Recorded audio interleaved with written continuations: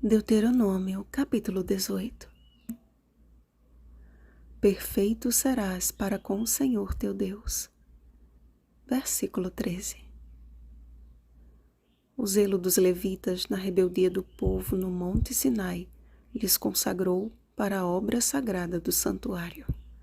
As famílias desta tribo foram organizadas para cuidar de diferentes partes do tabernáculo e da descendência de Arão se perpetuaria a linhagem sacerdotal. Esse tema precisava ficar bem claro na mente dos filhos de Israel, para que o povo comum não se aproximasse das coisas sagradas e morresse. Como o Éden foi a escola de nossos primeiros pais, o santuário tornou-se a escola de Israel, ensinando-lhes lições diárias sobre santificação e o plano da redenção. Era costume entre os povos pagãos consultar quem lhes oferecesse algum tipo de agouro. Através da necromancia, magia e consulta aos mortos, eles praticavam rituais e cerimônias abomináveis, como, por exemplo, o sacrifício de seus próprios filhos.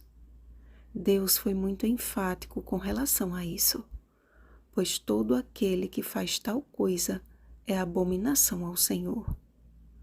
Usar de qualquer desses artifícios é abominável e caracteriza um ato de rebelião contra Deus e desprezo por sua palavra. Quão diferente é, no entanto, o papel de um profeta de Deus. Não há predições humanas, nem concepções falíveis ou consulta aos mortos, e sim a perfeita vontade de Deus expressa através de um instrumento escolhido para este fim. Moisés foi considerado o grande líder e profeta do Senhor na história de Israel, mas ele mesmo reconheceu que de Israel sairia um grande profeta, maior do que ele, um profeta que faria tudo o que o Senhor lhe ordenasse. Apesar de ter sido sobremodo importante, o ministério de Moisés jamais poderia superar o ministério de Cristo.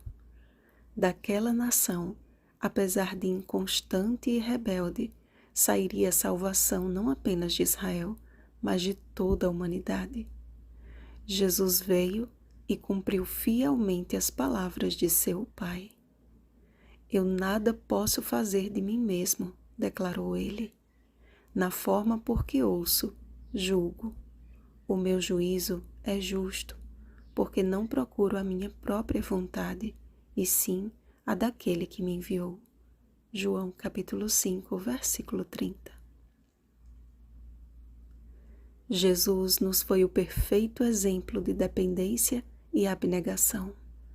Inteiramente entregue à vontade do Pai, não dava um só passo sem que antes não houvesse buscado em oração toda a sabedoria necessária.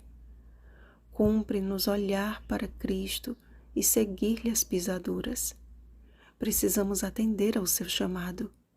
Aprendei de mim, porque sou manso e humilde de coração.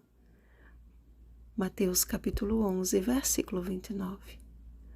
O vasto e rico conhecimento de Deus está à nossa disposição, e a cada dia nos é dado o privilégio de adquirirmos a inscrição de seu caráter por intermédio do Espírito Santo. E eu colocarei o meu Espírito dentro de vós, e vos farei andar nos meus estatutos, e guardareis os meus juízos, e os farei. Ezequiel capítulo 36, versículo 27. Na ótica divina, a perfeição é alcançada quando há uma entrega completa do coração, quando permitimos que Ele seja o único Deus e Senhor de nossa vida.